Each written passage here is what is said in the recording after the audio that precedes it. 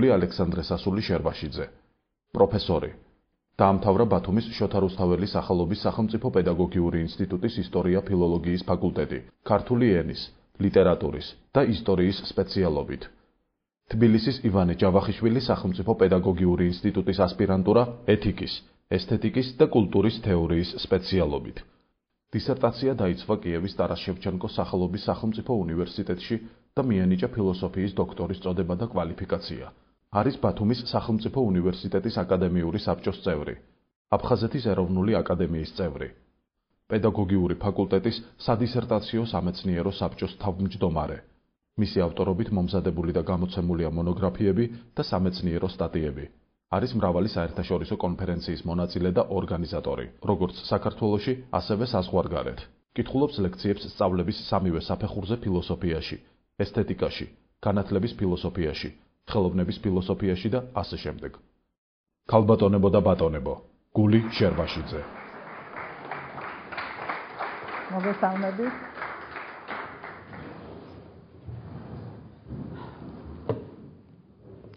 ჩვენ დღევანდელი ლექციის თემა გახლავთ ესთეტიკის ძირითადი კატეგორიები. მე მინდა რომ გაიაზროთ უპირველეს ყოვლისა სათაური.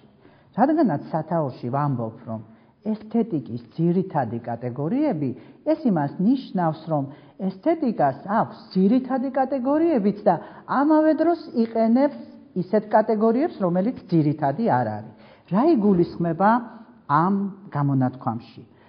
იგულისხმება ის, რომ ყველა საგანი, რაც კი არსებობს, მეცნიერული დისციპლინები მაქვს მხედველობაში, იყენებს ძირითად კატეგორიებს, რომელსაც თვითონ ამუშავებს, თვითონ ქმნის ამ კატეგორიის არსს და შემდეგ მზამზარეულის სახით აწოდებს მონათესავე დისციპლინას ან არამონათესავე დისციპლინას.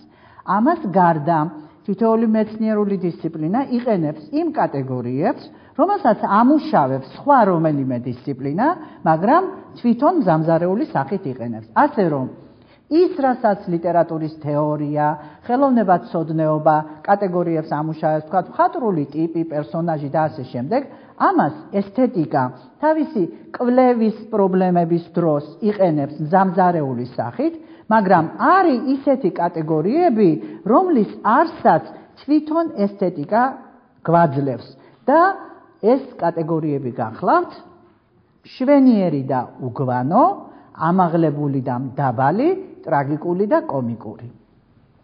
აქვე ისიც უნდა ვთქვათ, რომ თვითონ კატეგორია რას ნიშნავს?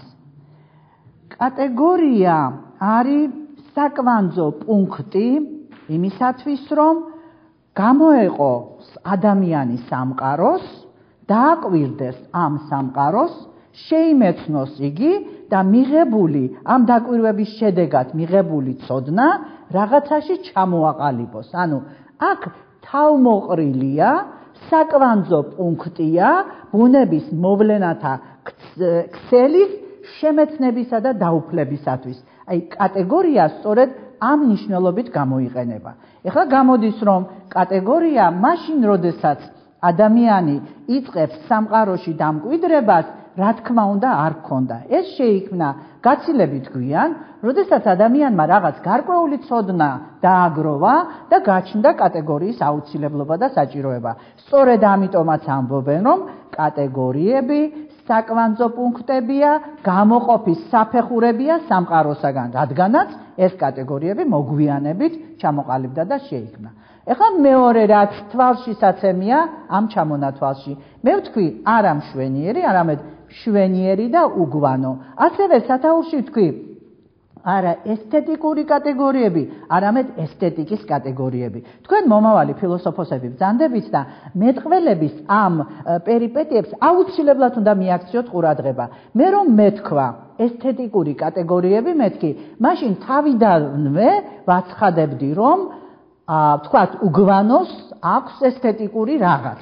ესთეტიკური ფუნქცია, ესთეტიკური დანიშნულება, მაგრამ იმიტომ ვამბობ, რომ ეს არის ესთეტიკის ძირითადი კატეგორიები, რომ არა ესთეტიკური კატეგორიებიც შედის ამ ჩამონათვალში და ამ სათაურით ერთიანობაში მოვაქციე არაესთეტიკური საზრისის მატარებელი კატეგორიები და ესთეტიკური საზრისის მატარებელი კატეგორიები. და ვუბრუნდებით ისევ იმას, რატომ შვენიერი და უგვანო, ამაღლებული და მდაბალი, ტრაგიკული და კომიკური.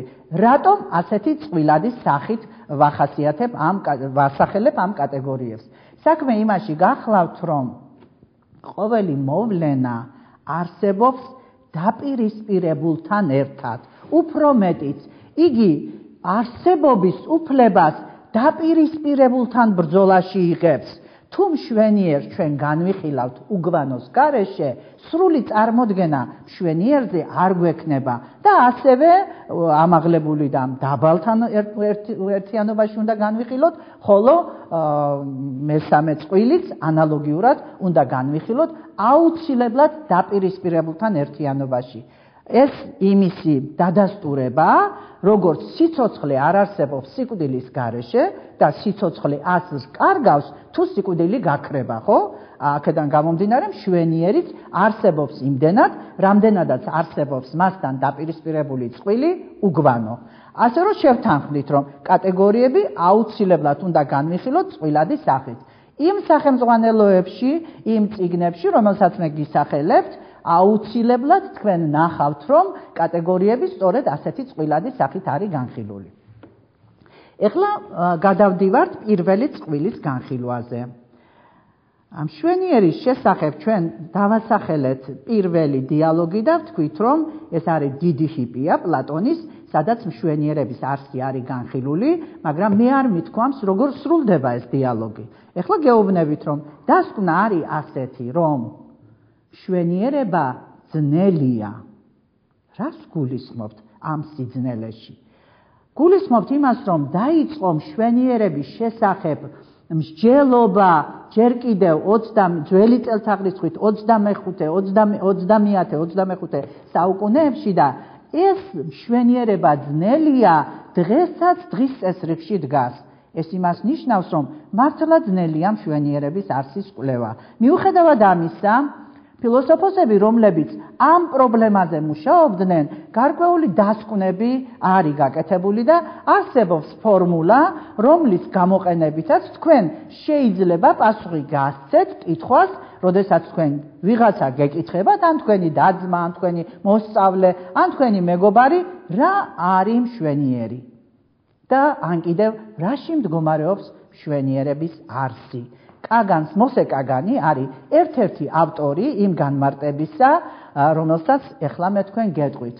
მოსე კაგანი ამბობს, ეს გახლავთ ფილოსოფოსი, ესთეტიკოსი, რომელიც მე-20 საუკუნეში წარმატებით ხელმძღვანელობდა სანქტ-პეტერბურგის უნივერსიტეტის ესთეტიკის კათედრას, აქვს ძალიან კარგი სახელმძღვანელო ესთეტიკის, მათ შორის მეორე გამოცემა შევსებული გამოცემა, როცა მოამზადა, პირველად ქართულად გამოსცა, ძალიან აფასებდა ქართველ მკითხველს, ქართულ ფილოსოფიურ აზროვნებას და მისი პატივისცემა ამით გამოხატა. ის წერს, რომ მშვენიერების არსი იდეალურისა და რეალურის თანაფარდობაში გამოიხატება. რას ნიშნავს, რომ საკმარისია ადამიანმა თავისი იდეალურის შესაბამისი საგანი ადამიანი ნივთი ხელოვნების ნიმუში აღმოაჩინოს რეალობაში, რომ ეს ყველაფერი მისთვის მშვენივრად იქცეს. ანუ მშვენიერი არის იდეალურისა და რეალურის თანაფარდობა. ბუნებრივია ამას მოყვება კითხვა, როგორ თუ ერთი ადამიანის მთავარი მიზანი და იდეა არის თქვათ უფალმა დაგვიფაროს, მაგრამ არის კაცის კვლა, მეორე ადამიანის იდეალი არის სიცოცხლის უმაღლესი ღირებულება, მაშინ სად არის მშვენიერის ადგილი? ან კიდევ რომელია აქ მშვენიერის მეხოტბი ან მშვენიერის შემოქმედი, ან კიდევ როგორ გავცეთ ამ კითხვას პასუხი? ცხადია თვითონ ამ განმარტებაშია ეს პასუხი, იმიტომ რომ გისმენთ? გამიშნა ასეთ კითხვა ამ საუბართან დაკავშირებით ეს არის სილამაზის აღქმა ისევე ანუ ესთეტიკასთან ვიტრიალება ასე რომ ვთქვათ ეს არის მიქელანჯელოს ნაშრომი დავითი რომელიც არის ანუ შიშველ პოზაში გამოსახული წესითარიგით ნებისმიერ ადამიანში ამან არ უნდა აღძრას სილამაზის და ესთეტიკური მხარის ანუ მიხედვით ვინაიდან ეს არის ანუ რომ ვთქვათ უხეშად ბილწის გამოხატულება თუმცა ნებისმიერი ადამიანი რომელიც მას ნახავს იმ მასში აღაზრავს სილამაზის გრძნობას და ის ამბობს რომ ეს არის რაღაც უდიდესი ნაშრომი რომელიც შექმნა მიქელანჯელომ ხომ არ ადასტურებს ეს იმას რომ თუნდაც მიქელანჯელოს ხელით არის შექმნილი და რადგან მიქელანჯელომ შექმნა ეს არის კარგი და ლამაზი ანუ ალბათ ესაც საინტერესო ფაქტი იქნება. შეკითხვა, დიდი მადლობა. პირველი მე უნდა გავყო ეს შეკითხვა ორ ნაწილად. პირველი, რა მიმართებაშია სილამაზე და მშვენიერება ერთმანეთთან არის თუ არა იდენტური ცნებები და მეორე, მიქელანჯელოს დავითის მშვენიერება შეიძლება თუ არა დავაყენოთ კითხვის ნიშნის ქვეშ. აქვე ის მინდა გითხრათ, სანამ დავიწყებდეთ ამაზე საუბარს, პირადად მე ნახე მიქელანჯელოს დავითი აკადემიაში როგორ დგას. ამას თანდათან გაგცემთ ამაზე პასუხს და აქვე იმასაც გეტყვით, რომ ცოცხალ კონტაქტზე უფრო ღრმა კონტაქტი ხელოვნების ნაწარმოებისთვის არ არსებობს. ამიტომ ეცადეთ, რაც შეიძლება მეტი იმოგზაუროთ და ხშირად მიიღოთ ასეთი სიამოვნება. პირველი შეკითხვა, ესე იგი, არის რა კავშირშია ერთმანეთთან ლამაზი და მშვენიერი? მით უმეტეს, რომ ქართულ სალიტერატურო ენაში ორივე ტერმინი არის დამკვიდრებული, ხო? საქმე იმაში გახლავთ, რომ მშვენიერი და ლამაზი ქართულ სალიტერატურო არც სამეცნიერო ენაში იდენტური ცნებები არ არის და რატომ? ლამაზის ქვეშ ჩვენ გულისხმობთ ფორმალურ სილამაზეს. რაც შეეხება შინაარსს ლამაზ ზოგჯერ არ ახლავს შესაბამისი შინაარსი. აქედან გამომდინარე, ლამაზი არ არის ყოველთვის მშვენიერი. რუსულ სალიტერატურო ენაში კრასნი, პრეკრასნი, კრასივი, ხო? ყველგან წითელი ჩანს და წითელი იყო საფუძველი მშვენიერის. რუსულ სალიტერატურო ენაში. აი წითელი მოედანი, წითელი ფორმა, წითელი დროშა და ასე შემდეგ. მაგრამ ქართულში წითელს არ უკავშირდება ლამაზი და მშვენიერი. რატომ? იმიტომ რომ ჩვენ სხვა გაგება გვაქვს. სხვანაირად განვითარდა ჩვენი ენა როგორც სოციალური ჩვევა. ენა არის სოციალური ჩვევა და აქედან გამომდინარე ეს განსხვავება არის. და სხვათა შორის აი კაგანი რომ ვახსენე მე როგორც ესთეტიკოსი და როგორც უნიჭიერესი ფილოსოფოსი, იგი თავის ნაშრომს მშვენიერისა და უგვანოს შესახებ სწორედ იმით იწყებს, რომ წითელი არ არის თავისთავად მშვენიერი. წითელი ცხვირი ქალიშვილისთვის არ შეიძლება იყოს მშვენიერების გამოხატულებაო, ხო?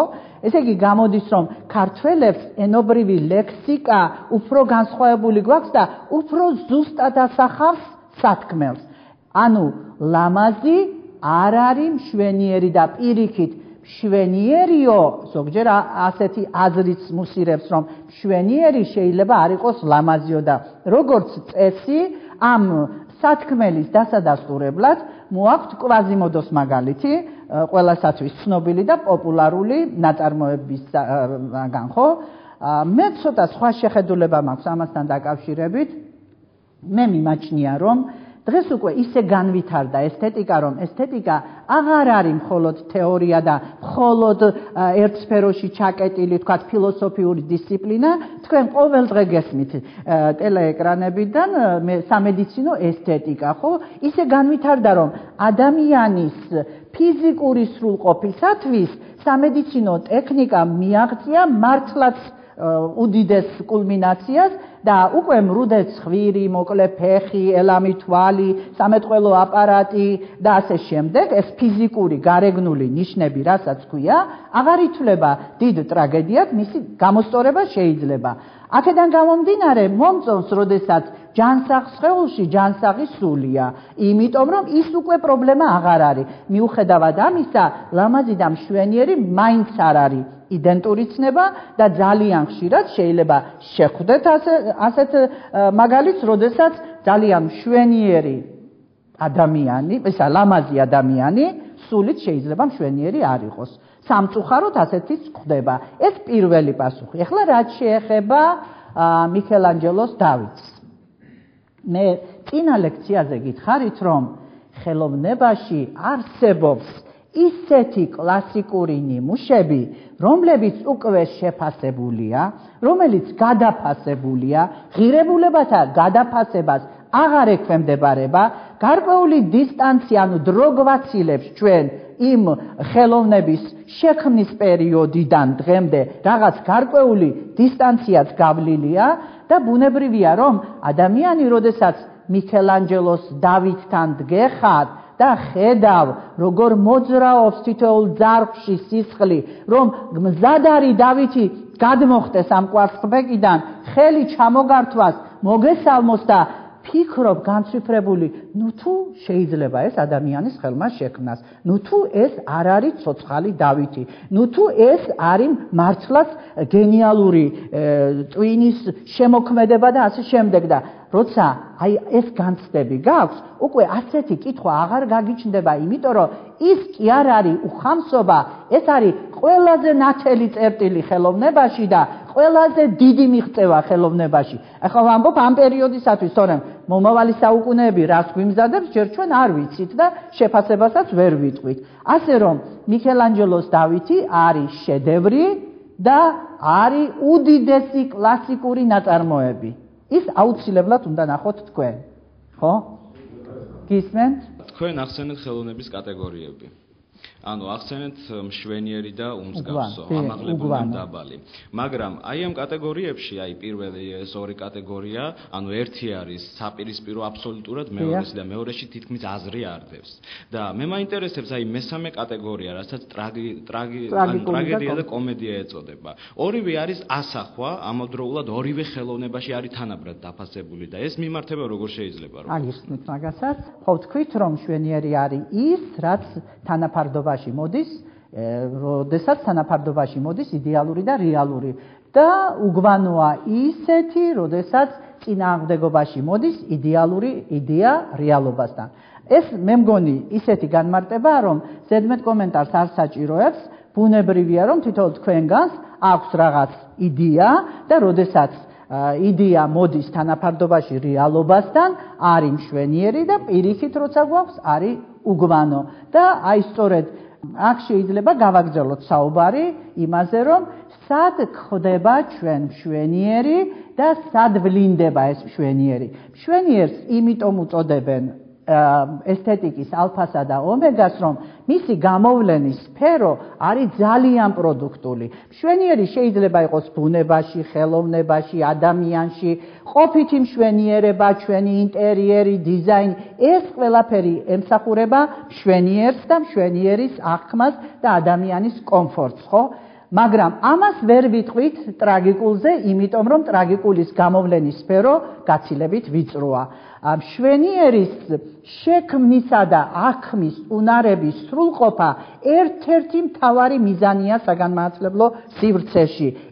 ეს მთელი საგანმანათლებლო სივრცე უნდა ემსახურებოდეს მოზარდ თაობაში მშვენიერების აღქმისა და შექმნის უნარების სრულყოფას. რატომ? იმიტომ რომ ცხადია უგვანოს გარეშე, როგორც გითხარით, მშვენიერი არსებობის უნარს, აზრს და დანიშნულებას კარგავს, მაგრამ ეს უგვანო უნდა იყოს მინიმალური და უნდა ვეცადოთ, რომ ამას მივახციოთ და გამახსენდა თქვენი შეკითხვა.